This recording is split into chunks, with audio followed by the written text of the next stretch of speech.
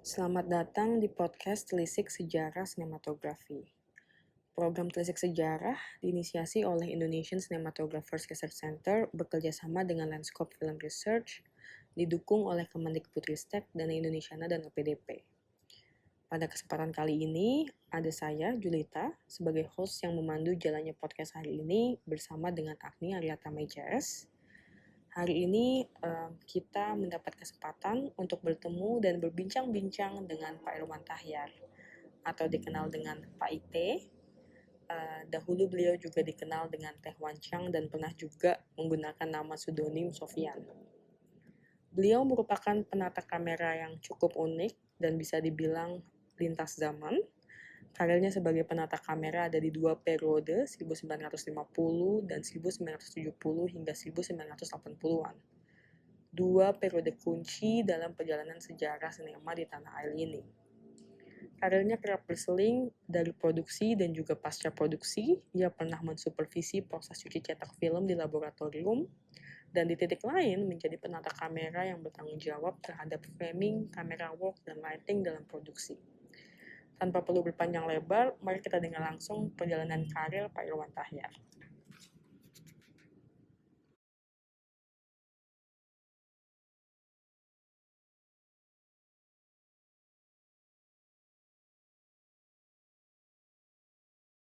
Aku mau tahu Bapak banyak belajar dari siapa? Ada nggak pelajaran yang Bapak petik dari bapaknya Bapak, Teteng Chun, atau dari Om-Om, atau dari... Oh iya, waktu sebenarnya ya, itu nggak diduga sama sekali. Saya satu hari lagi omong-omong gitu sama saya punya om, ya. Itu saya punya om yang kasih tahu, ini kalau mau kamera foto, itu prinsipnya gampang nih, dia ambil ada satu box gitu.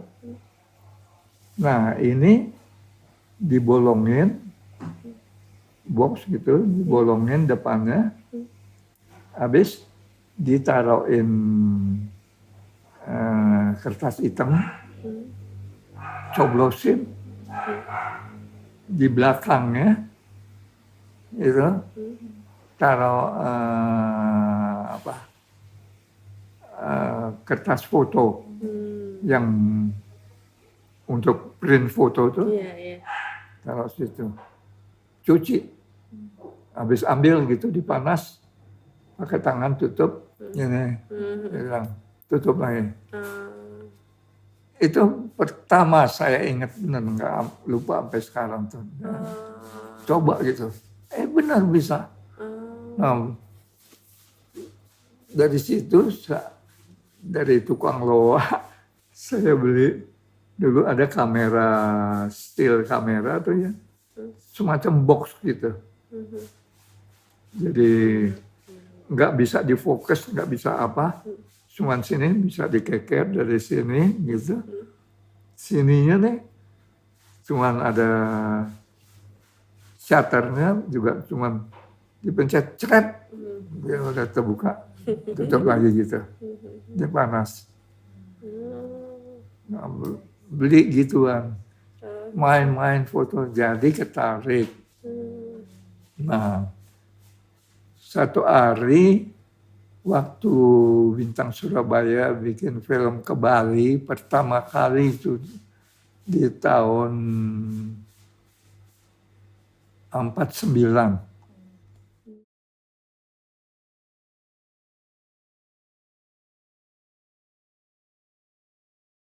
Saya sih mulai di film tahun 50 loh.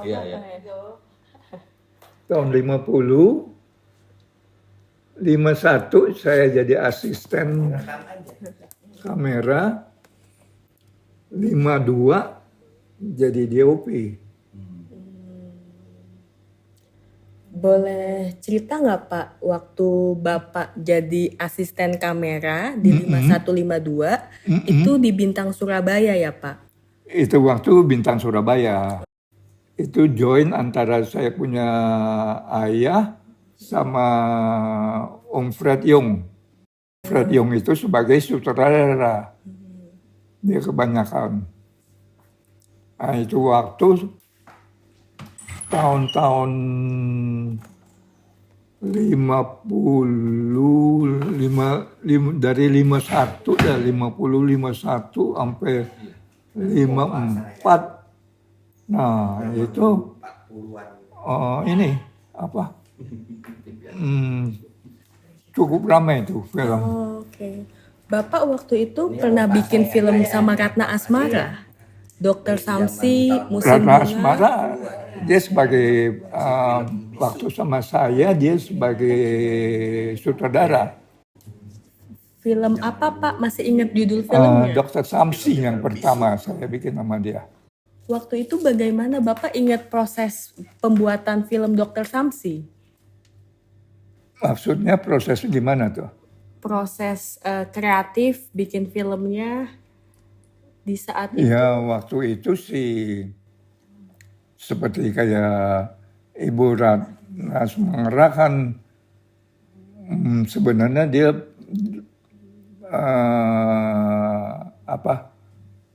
aktris pemain film tadinya kan waktu ini belakangan jadi jadi di ini sebagai sutradara di Bintang Surabaya waktu tahun 54 dia pernah juga sama-sama saya. Kan saya meneruskan kuliah di Italia, di Centro Sperimentale di Cinematografia. Nah, Ibu Ratna itu waktu juga kebetulan dia datang tadinya dia mau sebagai pendengar di sekolah itu. Tapi waktu belum sampai dia masuk, suaminya diangkat jadi duta besar di India. Jadi dia harus ke India. Balik, nggak sampai dia ngikutin. Kalau saya terus sampai selesai. Terus kalau film Bu Ratna yang lain, Nelayan sama... Ibu Ratna yang bikin sama saya sih. Dia pertama kali dia jadi sutradara yaitu Dokter Samsi. Setelah itu nggak tahu lagi dah tuh apa dia ada bikin di mana. Okay. Kalau di Bintang Surabaya sih setelah Dokter Samsi itu tahun 52, 53 rasanya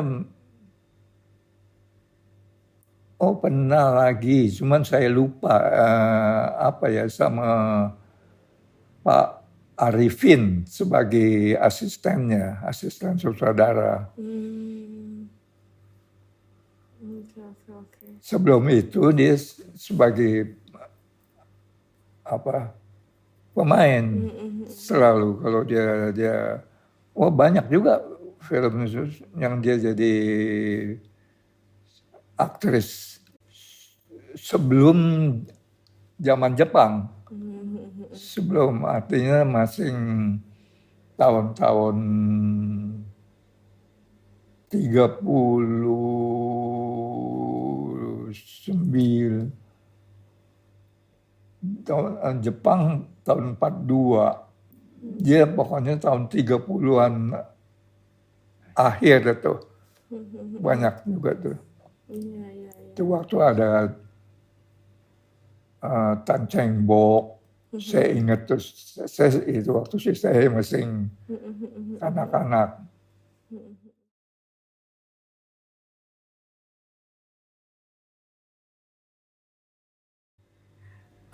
Pak boleh ceritain pengalaman Bapak waktu sekolah di Italia nggak? Bapak belajar apa aja di sana? Saya belajar bagian kamera. Di sana sekolah itu sekolah namanya Centro Sperimentale di Cinematografia. Nah, seberang sekolah itu ada studio film Itali, Cinecittà namanya. Itu ke Sohor tuh, waktu zaman setelah Perang Dunia Kedua, dari Amerika bawa banyak grup gitu, dia bikin film War and Peace di Itali. Nah, banyak dia bawa alat-alat apa semua itu. Setelah itu dia tinggal alat-alatnya apa semua. Maka waktu di Itali, wah banyak punya alat dari habis War and Peace itu tuh. Ke Sohor jadi situ.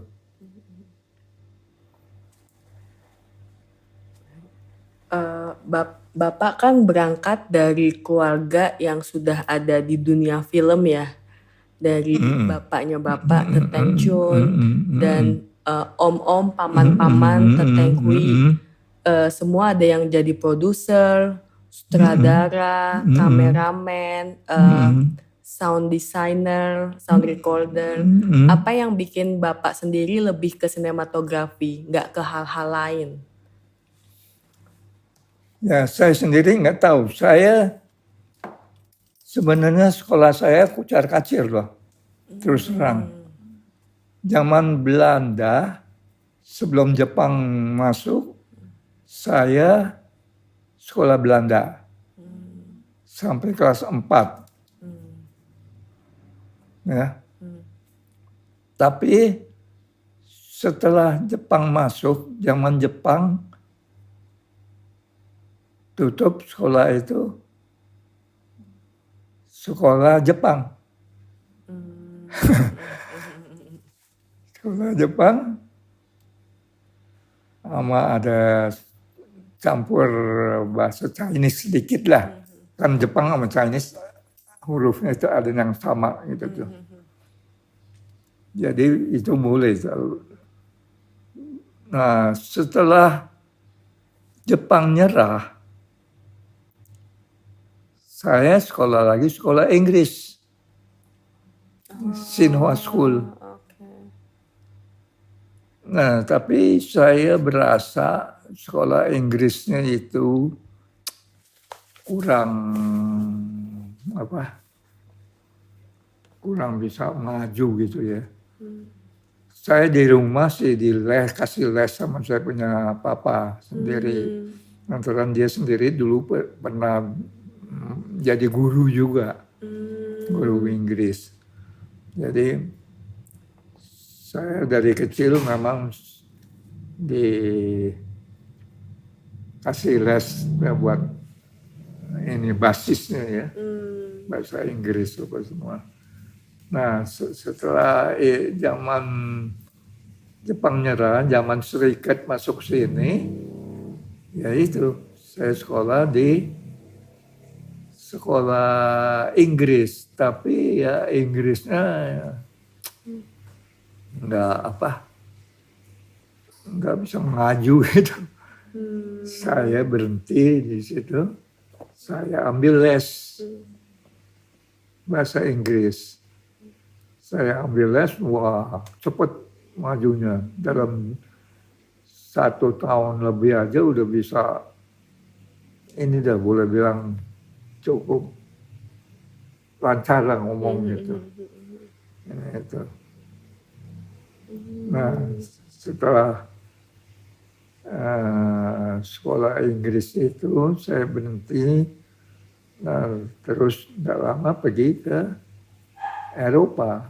Ini sekolah di Italia itu. Itu pakai bahasa Inggris atau bahasa Itali?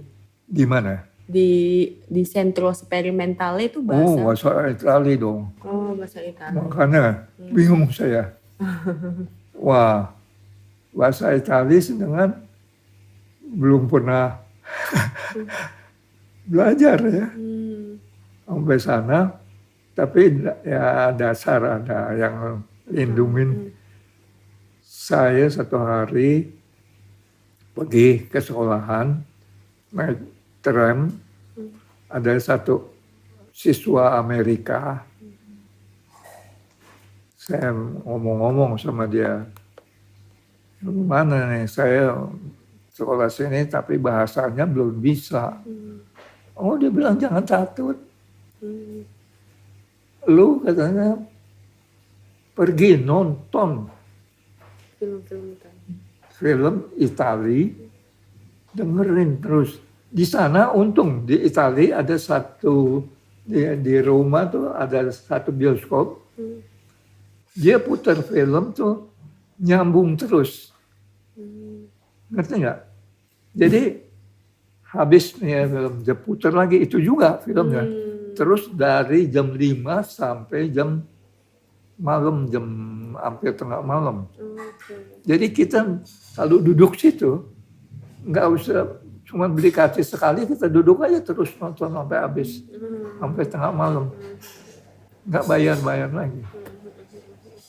Nah ada bioskop begitu tuh, untung. Jadi saya hampir tiap hari saya duduk di bioskop. Jam 5 aja selesai sekolah, saya duduk. Saya duduk terus sampai habis, hampir tengah malam lah, baru saya pulang. Nah, untung dia kasih tahu, dia bilang, lu belajar apa yang di film orang ngomong punya, lu dengerin. Dan setelah itu lu baca koran. Baca. Ya, inilah coba bikin mengerti gitu ya. Nah, satu hari dia bilang, lu akan bangun bisa berasa tuh kayaknya gampang mengeluarkan kata-kata gitu. Kata-kata itu. Oke, saya turutin dia. Saya baca koran, kalau ini yang nggak ngerti baca aja. Terus pernah satu hari mengherankan juga memang sih. Saya bangun pagi, kok rasanya gampang mengeluarkan kata-kata gitu. Aneh kan? Iya. Jadinya bisa Bapak bahasa Itali akhirnya. Akhirnya Bapak bisa bahasa Itali selama 1 ya, tahun. Nggak lancar. Tapi artinya lebih gampang gitu mengeluarkan kata-kata. Kalau enggak tadinya belum bisa bahasa Itali gitu ya, kita mau bilang ini apa mikir dulu kan. Kalau belum bisa bahasa asing, mana bisa lantas kita ini kan, mesti mikir dulu kan apa yang kita mau keluarkan. Iya. Ini jadi rasanya tuh lebih gampang gitu. Nah terus itu saya belajarnya itu sambil les sore, saya les Itali bahasanya, siangnya sekolah, sampai bisa di sana ada dari anak dari ini apa, karyawan Kedutaan Besar Indonesia juga mau masuk di sekolah itu yang saya sekolah, nggak diterima. Pertama kan mesti dites dulu mau masuk sekolah. Pengetahuan kita tentang film apa ini itu. Nah dia tuh belum punya pengetahuan sama sekali ini itu, ditolak, nggak bisa masuk. Sedangkan dia dari Kedutaan Besar Indonesia itu. Tapi saya bisa untung lulus, masuk sekolah. Dan terakhir waktu selesai sekolah, saya dapat ranking nomor 2 di sekolah itu. Artinya nomor 1 ada orang Italinya yang dari Sicilia, Sicilia namanya. Dia nomor 1, nomor 2 saya, baru yang lain-lain. Ya, satu kelas ada sekitar hampir 10 orang lah. Waktu itu berarti neorealisme Italia, terus sutradara-sutradara kayak Roberto Rossellini, Federico Fellini, itu tuh termasuk jadi perbincangan di kelas? Atau mereka suka datang buat ngasih kuliah tamu? Oh enggak. Yang pernah datang ke sekolah yang saya sekolah film di Italia, Charlie Chaplin. Sampai ada di buku-bukunya semua waktu banjir di Jakarta habis hanyut pada nggak bisa ini sayang tuh. Ada Charlie Chaplin pernah datang ke sekolah saya situ. Tapi kalau dari produser dari ini itu nggak ada yang mengajar gitu, nggak ada. Kebanyakan itu sekolah pemerintah, bukan swasta. Jadi strict dia.